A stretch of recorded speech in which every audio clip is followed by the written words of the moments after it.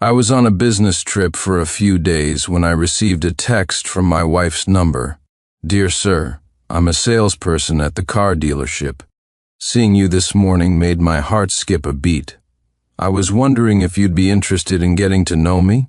At first I thought it was just my wife playing a prank, so I didn't think much of it. But then, lying in bed, I shot up in the middle of the night. Wait a minute, who was she trying to seduce? Chapter 1. After returning home from my business trip, I carried my wife into the bedroom to get intimate. Just as I got her clothes off and was about to take the next step, I smelled cigarette smoke on her. I was sure my nose wasn't playing tricks on me, but I still couldn't believe it. I pressed my face against her body, sniffing carefully from head to toe. The smell of smoke was all over her. There was no mistaking it. Remembering the text message she'd sent me a few days ago, a furious anger surged through me. I almost blurted out and confronted her right then and there, but she was already worked up and burning with desire for my touch, her body pressing against mine. "Husband, come on, hurry up, hurry up." Like hell I would, my erection vanished in an instant. Seeing this, my wife immediately started yelling, "You're so useless, are you going to do it or not? You come back from a few days on the road and act like a dog in heat, not even letting me shower. Then when it counts, you go soft. I'd be better off with a dog." Seeing me remain motionless, she rolled off the bed and stomped into the bathroom, still cursing, to take a shower. I stared at the alluring curves of her back, my heart sinking to an icy low. This was the woman I had cherished for 5 years. My wife, Victoria Miller, was a salesperson at a car dealership. She was beautiful, with a voluptuous figure, and incredibly capable. Especially when she wore her professional attire, she exuded a mature charm that was both unique and captivating.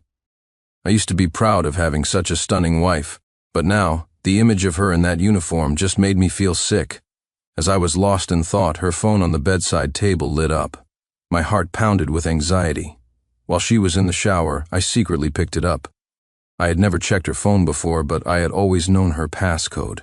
Her chat history was filled with conversations with clients, and aside from normal work talk, there was nothing out of the ordinary. This confused me. Had I overthought things and misunderstood her? But the smell on her body was something you couldn't get unless you were intimately involved. I remembered the text I received that night. Driven by curiosity, I opened her text message app. The moment I saw the contents, my limbs went numb, like I'd been plunged into an icy abyss. The text from that night had been sent to over a dozen people. Some hadn't replied, but others had. Among them, her conversation with a client named Mr. A was the most frequent and the filthiest. "Little vixen, the sounds you made today were so enchanting. Just thinking about them gets me hard again. When you were selling me the car, I only knew you had a skilled mouth. I didn't realize the one down below was even more talented. I've already booked the room for tomorrow. Don't let that husband of yours wear you out too much tonight." Every single message felt like a vicious slap across my face. I would have never imagined that the woman who appeared so poised and mature in public could be so slutty and promiscuous behind my back. I even started to wonder, was this Mr. A really the only one she was sleeping with? She was the company's top salesperson, with thousands of clients. Could it be that she used the same method, sleeping her way into a sale with every single one of them? The thought made it impossible for me to remain calm. I reached for a lighter to light a cigarette, only to remember I had quit smoking long ago. Slowly, I calmed myself down. I needed evidence. By the time Victoria came out of the bathroom, I had placed her phone back exactly where it was. She shot me a disdainful look, got into bed, and turned her back to me. I lay awake all night. Chapter 2. The next morning, I acted as if nothing was wrong and drove Victoria to work. Having slept poorly, my mind was still foggy, and I drove with a numb expression. Victoria sat beside me, engrossed in replying to messages on her phone. We didn't exchange a word. I used to think she was always on her phone because she was busy with work. Now I realized she was busy sexting her various clients and lovers. A wave of hatred washed over me. I gripped the steering wheel so tightly my knuckles turned white. As we neared the dealership, her phone rang. I saw in the rearview mirror a flicker of guilt on her face. She glanced at me quickly, said nothing, and hung up. "Who was that? Why didn't you answer?" I asked, pretending not to know. She answered casually, "A scam call. There are so many of them these days. I have to drop off some documents for a client. You can just let me out here. Where are you going?" Do you need me to drive you? She rolled her eyes disdainfully. My clients are all rich and powerful. The clubs they frequent wouldn't even let your cheap little $20,000 car in the gate. Just drop me here, I'll get a cab. Instead of wasting time driving me, you should focus on your own job and figure out how to suck up to your boss for a promotion. And I'm telling you now, I'm not having kids if we don't have money. If your mother starts nagging, you just tell her you're the one who's infertile. With that, she got out of the car without a backward glance. To avoid tipping her off, I drove past the next intersection before making a U-turn, just in time to see her get into a luxury car. I followed it from a distance. The car pulled up in front of a hotel. Watching from afar, I soon saw Victoria get out, followed by a man. He was balding, wore a suit and tie, and had a potbelly that suggested too many business dinners. He had the air of a respectable man. What shocked me the most was his age. Victoria was 28. That old man looked to be at least in his 50s. It wasn't an exaggeration to say he was old enough to be her father. If Victoria hadn't affectionately linked her arm with his as they walked into the hotel, I might have assumed he was just a client, given the huge age gap. Who would have thought that? The ever-arrogant Victoria would be willing to lower herself for a man like that. I almost lost control and rushed in to catch them in the act, but reason held me back. If I stormed in now, she would just deny everything, and in a divorce she would still walk away with half of my assets. I couldn't spook her now. I had to get concrete evidence. I would make that old bastard and Victoria Miller pay for this. Chapter 3. After leaving, I didn't go straight to work. Instead, I called a friend, Dexter Jones. Dex was a childhood friend of mine. His family was very wealthy, and though he didn't have a real job, he had a lot of connections around town. I gave him the old man's phone number and asked him to look into it. Dex gave me a teasing look. "What's this? Your wife cheating on you, and you're using me as a private investigator?" My expression was grim, but I wasn't ashamed. I told him everything. He flew into a rage. "That damn old bastard, tell me which hotel. I'll bring a couple of guys over right now and catch them." I urged him to calm down. By the time he got there, they would likely be finished. "You catch a thief with the goods, and cheaters in the act," I said. Once I had solid proof, I would make sure that man spat out everything he'd taken, and then some. Dex nodded, patting his chest and promising to dig up everything on the old bastard so we could settle the score later. Seeing I was in a foul mood, he told me to skip work and dragged me out for a drink. We drank until we puked, and then drank some more, continuing late into the night. I purged all my negative emotions. When I got home, Victoria was already there. She asked curiously why I was so late and had had so much to drink. I told her the truth that I had been with Dex. She knew about my wealthy friend. I fabricated a story about my old family home being slated for demolition by developers. I told her Dex had connections, so I'd been drinking with him to see if he could get some inside information so we could prepare. "So, is the payout good?" At the mention of money, Victoria's eyes lit up instantly. "Based on the current market for our house, it should be a substantial amount." "Haha, great when we get the money. You have to buy me that bag, husband." "Of course." "How about that Hermes one you've had your eye on?" "Oh, husband, you're the best." Victoria's voice was sickeningly sweet. She threw herself at me and planted a kiss on my cheek. She still smelled of the hotel's shower gel, and the scent made my stomach turn. "You foolish idiot," I thought, still dreaming. "Forget a Hermes bag. I could promise you the stars right now without batting an eye. After all, anyone can write a blank check." The higher her hopes were now, the deeper her despair would be when the truth came out. I couldn't wait to see it. That night, Victoria fell asleep early, probably exhausted from her day. She was sleeping so soundly she was even snoring. How could she not be exhausted? She had been in a fierce battle in the sheets with that old man at the hotel, and the scent of that shower gel was still so strong on her when she got home. She must have had another round with him before coming back. Once I was sure she was asleep, I slipped out of bed, grabbed her phone from the nightstand, and tiptoed into the study. I backed up her entire phone to my computer. Although I was prepared for the worst, my limbs still went numb as I read through their chat logs, feeling as if I'd been plunged into an icy abyss. "The car has arrived, Mr. Ford. When would you like to come pick it up?" "You little slut, are you only thinking about your car sale? What about your late night snack?" "Oh, Mr. Ford, I miss you too. You're so amazing. You always make me feel so good. You're going to wear me out. Ha ha ha, you haven't seen the best of me yet. Next time, Big Brother will show you what real skill is." Oh, Mr. Ford, don't be in such a rush. You can unlock a new position when you buy another car. There were hundreds of messages, each one more lewd and shameless than the last. The chat history was also littered with explicit photos and videos of Victoria and the old bastard in countless different positions. I almost threw up. Blood rushed to my head, and my hands trembled uncontrollably. I wanted nothing more than to drag that worthless woman out of bed and confront her, but my rational mind forced me to stay calm. I told myself the time isn't right, not yet. I linked Victoria's phone to the cloud and took screenshots of every single message between the adulterous pair. It was deep into the night, and Victoria was fast asleep. But I lay in bed, unable to find any rest. I thought about her career. In the years since she started, she had shot up the company ladder like a rocket, going from a junior employee to the sales champion, a title she held year after year. I had always believed it was her dedication and hard work that brought her such success. I never imagined her hard work extended to hotel beds. So her long days and late nights weren't about work at all. They were about satisfying the lust of her clients.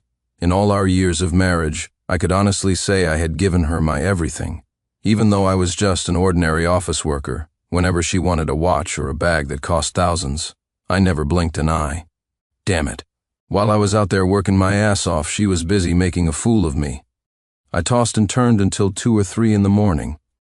My initial rage and confusion slowly subsided into a cold calm. My mind was made up. Since Victoria had crossed the line first, she couldn't blame me for retaliating. I was going to make her crawl out of my life in tears. Chapter 4. A couple of days later, I told Victoria about the demolition of my family home. According to my reliable source, a developer was buying up the old properties to build a new commercial complex. The compensation was straightforward, either a lump sum of about $1 million, or you could take $700,000 in cash plus a new apartment and a retail space. My wife's eyes gleamed and a huge smile spread across her face. Without hesitation, she chose the latter option. I put on a troubled expression. Actually, there's one issue. What is it? If we choose the cash and properties, we have to pay a portion of the property value as a deposit first. It'll be refunded to us later when everything is finalized. It's like an earnest money payment. How much do we need? $85,000. Victoria's face fell, and she grew quiet, lost in thought. I paused before continuing. It's not that much really, just 85 grand, but I can't come up with it right now. Is there any way you could cover it? I'll pay you back the second the compensation comes through. Victoria stared at me, seemingly trying to gauge my intentions. I can sign an IOU for the money, I added generously. And when the payout comes, not only will I buy you that bag, but I'll also buy another apartment in your name. We can have your parents move in with us so they can enjoy a better life. My feigned generosity dispelled her last shred of doubt. Her expression brightened immediately. Okay, I'll borrow the money from my parents. I sneered inwardly. When I married her, her parents had the gall to demand a $50,000 bride price, not including other gifts.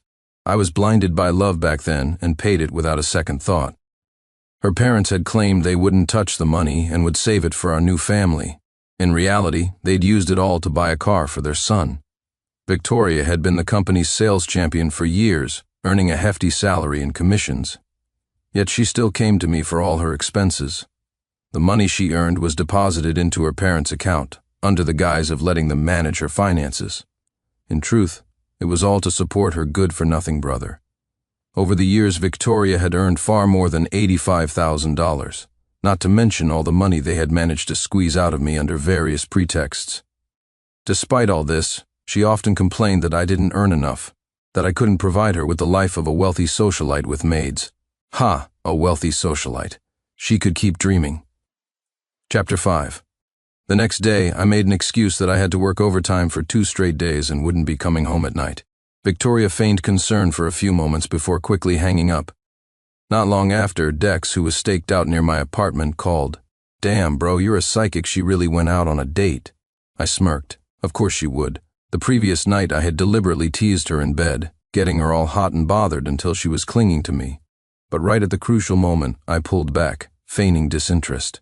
Why are you so dry? Then, ignoring her fury, I rolled over and pretended to fall asleep. The fire I'd lit in her last night had to be put out by someone. Her phone was synced to my cloud account. Last night I saw her messaging Warren Ford's son, Quentin. They had arranged to meet at a hotel this afternoon.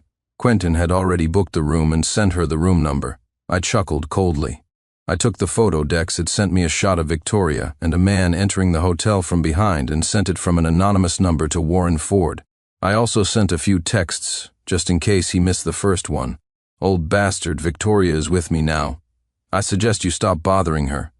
Have some self-respect, and maybe she'll still think of you with some dignity. You impotent creep. Can't even satisfy a woman.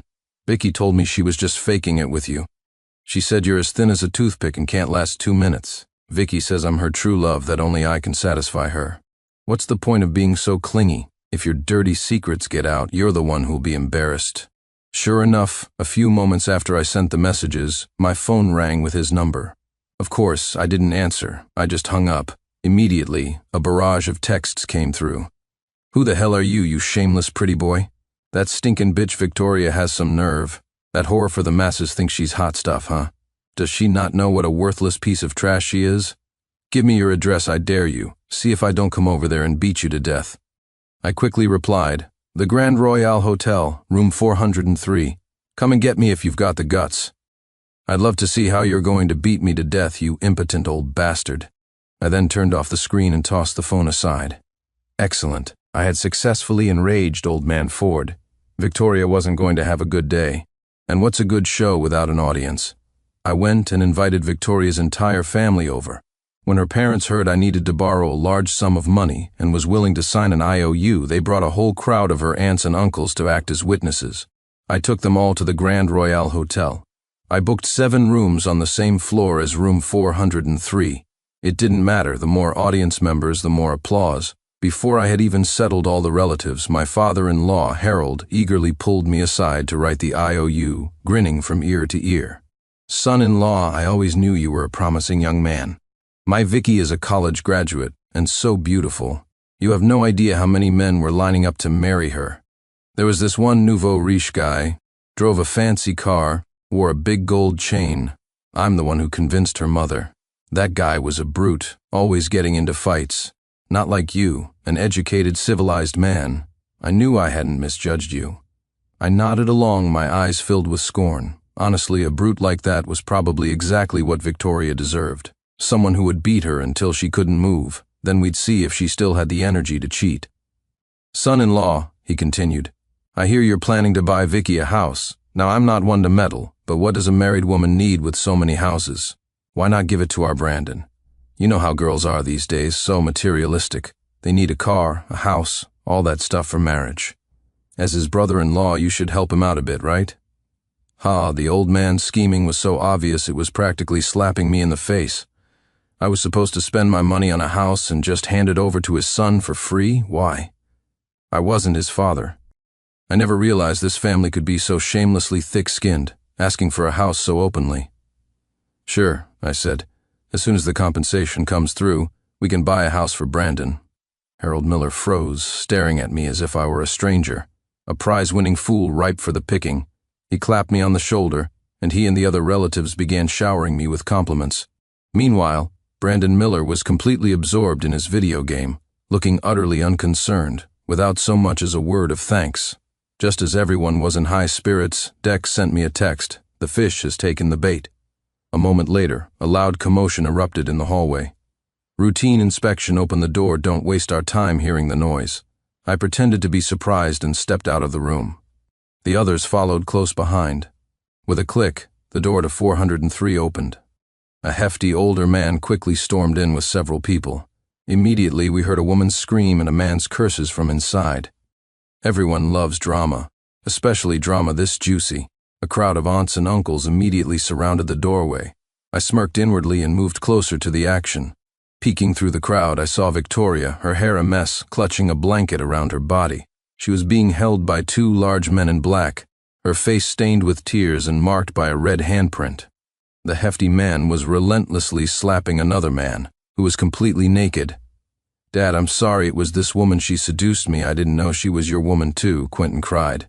You bastard, Warren roared. You're about to get married. The Vances are our biggest investors, and Scarlett Vance is not a woman who tolerates nonsense. If she finds out about this, do you have any idea how much our family will lose? Dad, Scarlett is built like Mom. There's no fun in touching her. I don't want to marry her." The son had barely finished his sentence when his father slapped him again. "You worthless punk, you'll marry Scarlett even if she's fatter. Her family has money, and they can help ours. Once you have money, you can sleep with as many whores like Victoria as you want." As he spoke, the old man shot a venomous glare at Victoria. Victoria, both shamed and panicked, purred at the old man in a sickeningly sweet voice. "Mr. Ford, he's your own son. There's no need to be so harsh. If you don't mind, why don't the three of us have some fun together today?" Upon hearing this, young Quentin immediately got up and sidled next to his father. "Dad, this woman's not bad. You've slept with her before. So why don't we both have a go at her? Let's screw this slutty broad to death." Someone in the crowd gasped, and only then did the people in the room notice us onlookers. Victoria in particular saw us, and her eyes widened in horror. "Who the hell are you people? What are you doing here? Get the hell out, Quentin." "Still naked," was the first to shout. Before I could make a move, several figures pushed through the crowd. Before we could react, a few burly men swiftly restrained the naked Quentin and the glowering Warren Ford. "Damn it! Who are you? Do you know who I am? How dare you treat me like this? I'll have you."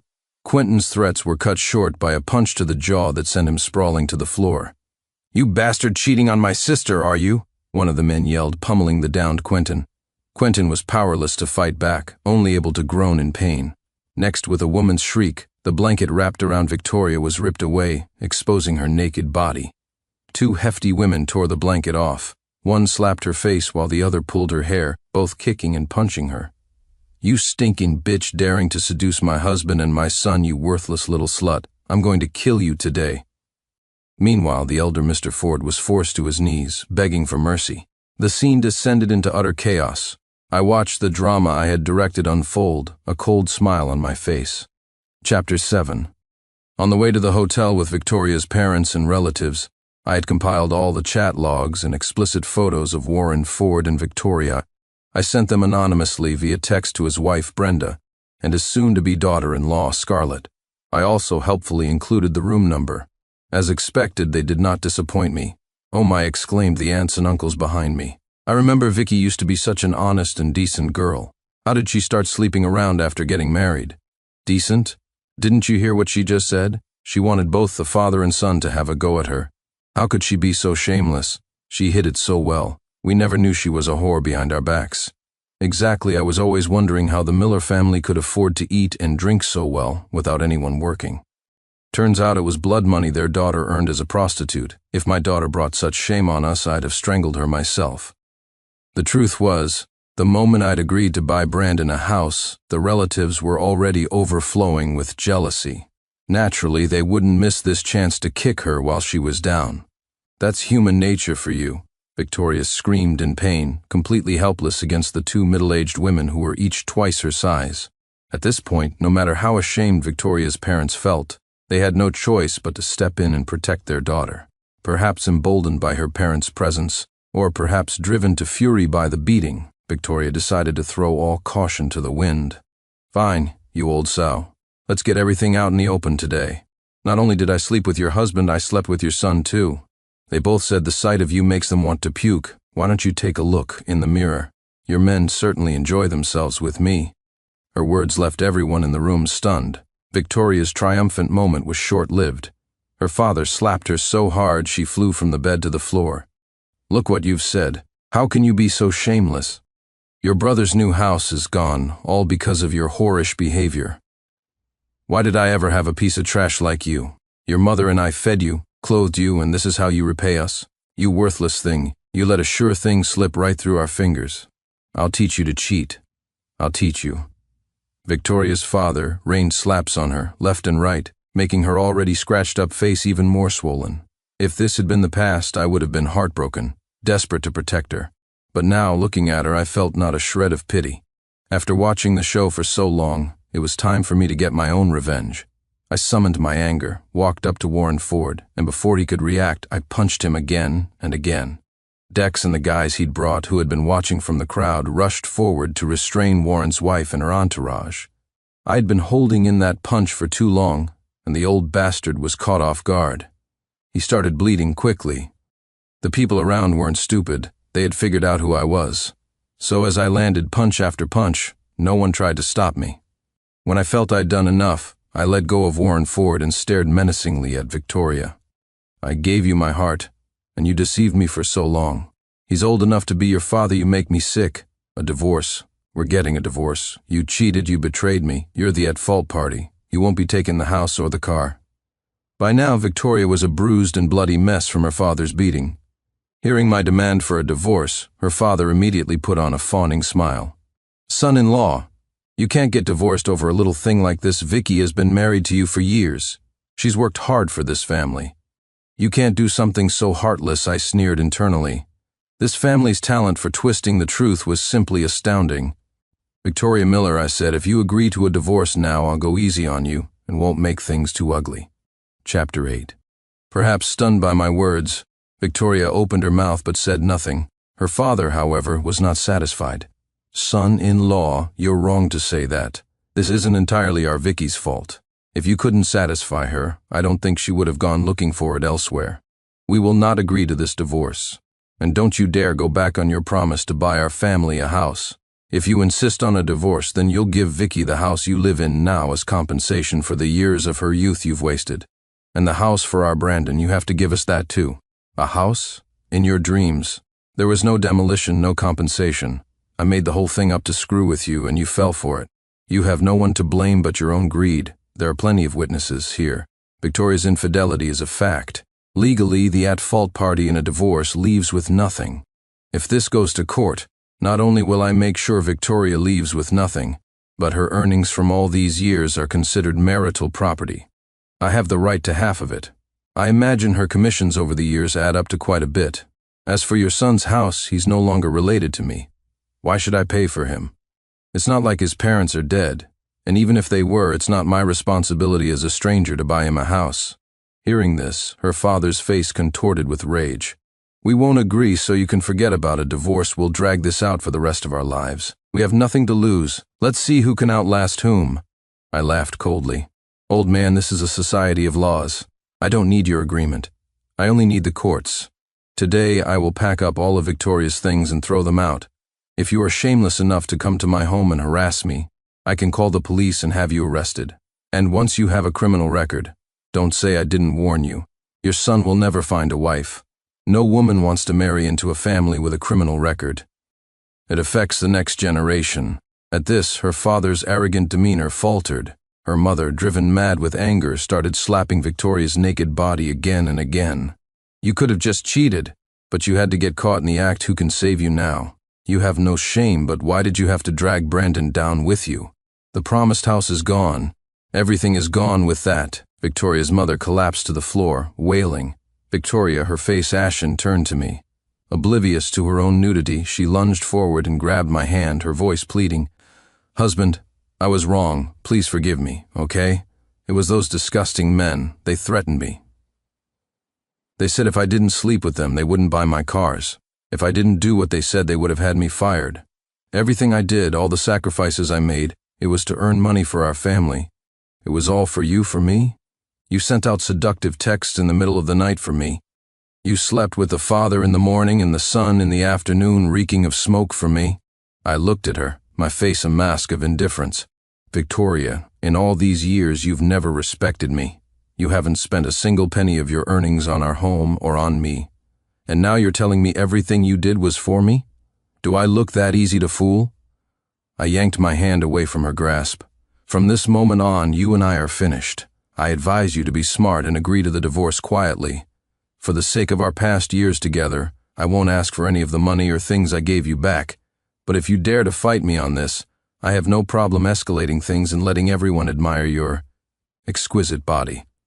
Chapter 9. Victoria collapsed onto the floor, her eyes vacant and filled with confusion. Husband, are you really going to be this cruel? You won't leave me any way out?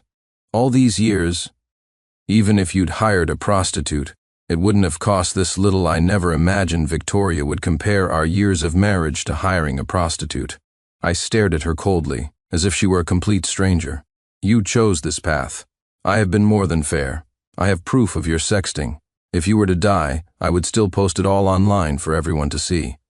With that, I turned and walked out of the room with Dex and his crew, leaving Victoria's miserable screams behind me. How could you do that to me? You can't do that, you can't. Her cries didn't stir a single emotion in me.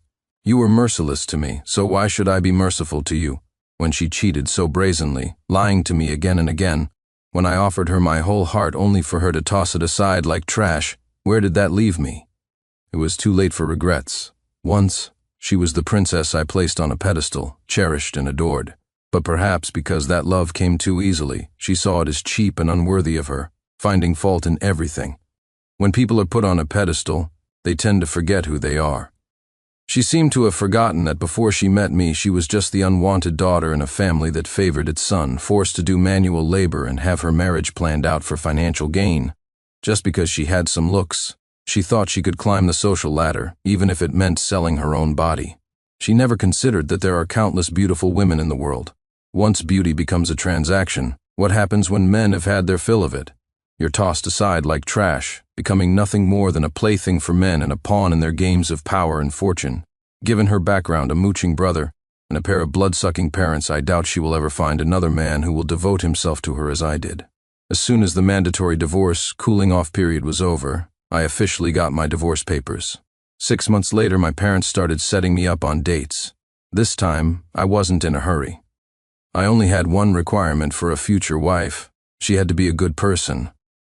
I next heard news of Victoria from Dex while we were gaming. Warren Ford's wife Brenda is no pushover. She raised hell at Victoria's dealership and got her fired.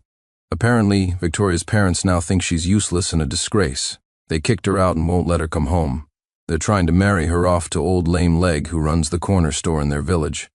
Now Victoria's asking everyone to set her up with a high-quality man. The standards are ridiculously high, of course. He has to make at least $1 million a year. She should take a good look at herself in a puddle of her own piss. $1 million a year? Is she worthy? Guys making that kind of money are at least in their 40s. She really does have a thing for old men. The way she was all over that old bastard that day, whispering all that filthy stuff, it was disgusting. I just listened and gave a sarcastic smile, saying nothing. Dex continued on his own. Warren Ford, that old bastard, didn't get off easy either. His son's marriage is off, obviously. The Vance family not only pulled their investments but are actively crushing his business. Warren's wife divorced him immediately and kicked out the son too. Warren himself was blacklisted in the industry by his father-in-law. Since he was just some country boy who married into money, he had no choice but to go back to farming. I heard he tried to find Victoria, but she ignored him, and they ended up in another huge fight. Anyway, for some crazy reason, the Vances have now approached my dad about a marriage alliance with our family. They even offered to invest in us, like my family needs their chump change. Just thinking about how fierce Scarlett Vance was that day gives me the creeps. Why the hell is she after me now? I smiled, my interest in the game fading. I stood up to leave. What? Not one more round? Nah, I have a girlfriend now. She has a 2-hour limit on my gaming. Whoa, bro, you got a girlfriend and didn't even tell me? Not cool. When are you gonna bring her out so we can all have dinner? I clapped him on the shoulder and smiled. Show some respect. She might be your sister-in-law one day. And you're not getting any younger. I think Scarlett Vance is pretty great. She seems stable. A wife like that would be grounding. You have fun. I'm heading out. Dex yelped in protest behind me. I walked out of the internet cafe with a smile, looked up at the sky and thought, it's about time the sun came out. The end.